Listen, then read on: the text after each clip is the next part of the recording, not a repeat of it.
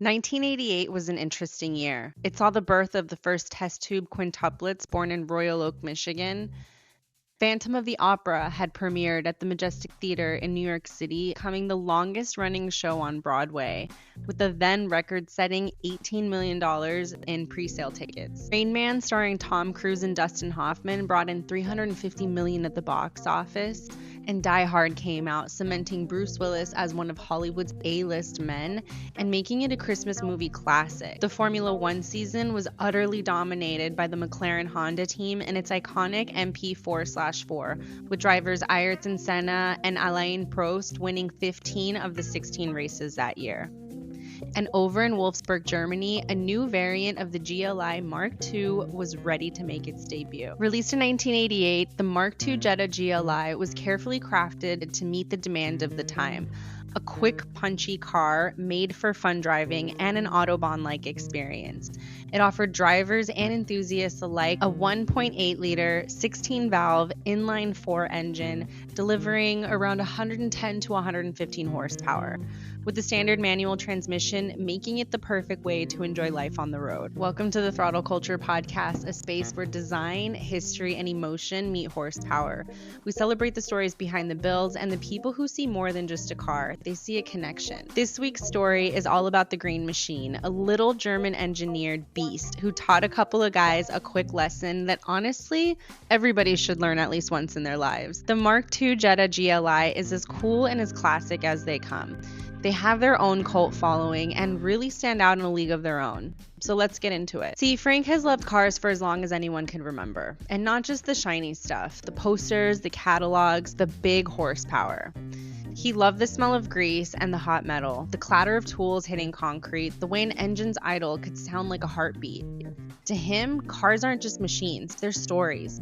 He could lose himself and talk for hours about what made one exhaust sound different from another. And his buddy Nick understood that. And Nick wasn't the spec sheet type of guy either. He's energy, boldness, the guy who says, fuck it, let's just drive it, before Frank even thought about the risk.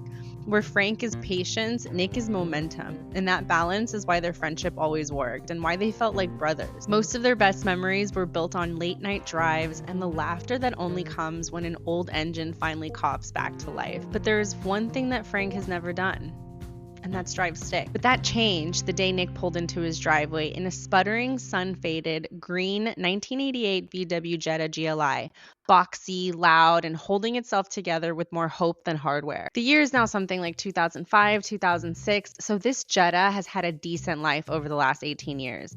The paint was sun-faded and chipped, the bumper slightly crooked, and the driver's side door creaked like a haunted house.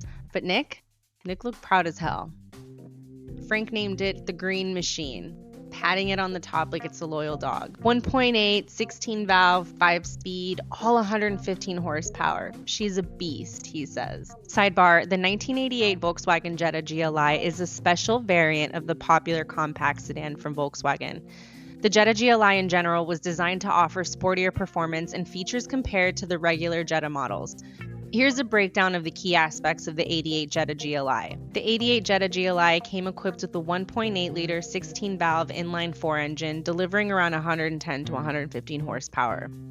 It's got a 5-speed manual transmission, which was standard, which enhanced the driving experience with more control, while an automatic transmission was also available as an option. It featured a sportier suspension setup compared to regular Jettas, often a lowered stance and stiffer springs, which provide improved handling and a more athletic ride. And the GLI typically came with disc brakes all around, offering better braking performance over the standard drum brakes on regular Jettas. And one of the most iconic features of the GLI, inside it came with sportier touches like Recaro-style seats, sometimes even with plaid fabric inserts. The GLI edition also had some special trim touches like leather-wrapped steering wheels and the shift knobs. And the GLI included a sportier gauge cluster, tachometer, oil temperature, and other performance-focused readouts. Now, Benny was there too, circling the car with his eyebrows raised. Looks like she caught tetanus. Yeah, Nick grinned, but she's got soul. And she's how Frank's finally gonna learn how to drive stick. Now, Benny's the kind of guy that you hear before you see, right? Loud, slick, always a little extra. He's got gold chains that clink when he moves, and his hair gel is strong enough to survive a hurricane. He's got a wardrobe that's heavy on the tight shirts and spotless white sneakers. And he loves to talk big about cars, about girls, about anything. But under all that bravado, Benny's got a heart. And he's not a detail guy like Frank and not as daring as Nick, but he's more of the hype man. He's the one cracking jokes when things get tense. The guy who can turn a broken down car story into something worth laughing about. And to the crew, Benny was chaos doused in cologne, but he was their own. And no night was boring with him in the backseat. About time, Benny said. I've known how to drive stick since I was 8. Nick shot him a look. They headed to the lot behind the elementary school where weeds split through pavement and seagulls screamed like something out of an apocalypse movie. Benny flopped onto the back seat with the wet squish. Dude, the sunroof's leaking. I'm stepping in a puddle. These are fresh Jordans. Whoops, Nick says. I'm getting trench foot over here, Benny groans, wringing out his sock. Meanwhile, Frank's gripping the wheel like it might bite. All right, Nick said. Clutch in, first gear, easy on the gas. Frank gives him a nod, but his heart is hammering. He lets the clutch out, presses the gas, and stalls hard. Again, Nick says, grinning. Second try, stall. Third try, stall. This car hates me, Frank muttered. No, man, Nick said, still smiling. Feel for the bite. That's when Benny leaned forward, soggy shoe squishing. Step aside, amateurs. Let a real driver show you how it's done. He swaps places with Frank, adjusted the seat, cracked his knuckles like he was auditioning for Fast and Furious. So clutch in, first gear, gas. The green machine lurched forward a foot, coughed, and died. Benny blinks. That was a fluke. Second try, same stall. Third try, he revved it like a dragster. The car bunny hopped, wheezed, and shut off. Silence. Then Benny climbs out. Anyway, I remember I hated German engineering. This car sucks. Probably needs a new clutch. You got this, Frank.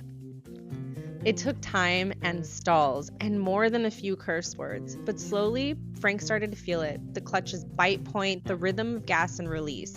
The green machine stuttered, rolled, and finally, it flowed. He looped the lot, shifting clean, laughing out loud as the car hummed its raspy approval. Nick pounded the dash with pride. Benny cheered from the back, holding his wet shoe out the window like a victory flag. But Nick wasn't done. One more test, he said. Let's hit the hill. Now, the hill was infamous. It's a stop sign at the top of a steep incline, known for humiliating new stick drivers. Frank swallows hard. They roll into the stop. A car pulls up behind them. The pressure is rising. Hold the brake, Nick coached. Clutch in, first gear. Now, when you feel it bite, ease off the brake and roll. Frank exhales, steady. He felt the clutch catch, gives it gas, and the Jetta shudders, and then it surges forward. Smooth. No stall. No rollback. Nick whooped, yes, you freaking did it, dude. Benny bangs on the roof with his soggy sock. We're alive! The green machine rumbles down the road like a beat-up champion. Leaky sunroof, squeaky suspension and all. Frank loosened his death grip on the wheel, smiling wider than he had in years. He finally cracked the code, and it wasn't just the Jetta that made it happen. It was Nick's patience, Benny's chaos, and the bond they all shared. Brothers tied together by busted cars and dumb adventures. And as the night air rushed through the cracked windows, Frank let it sink in. He did it. And that's the story of the green machine. It's more than just sheet metal and horsepower. It's a reminder of what happens when creativity, obsession, and a little stubbornness get caught up in the garage. These cars, these builds, they're not just transportation. They're time capsules, personal statements, rolling pieces of art. If you've been vibing with this story, make sure to follow Throttle Culture on socials, share this episode with your crew, and let us know what the next story should be. Because at the end of the day, it's not just about the car, it's about the culture that drives it. Thanks for listening and stay tuned for the next ride.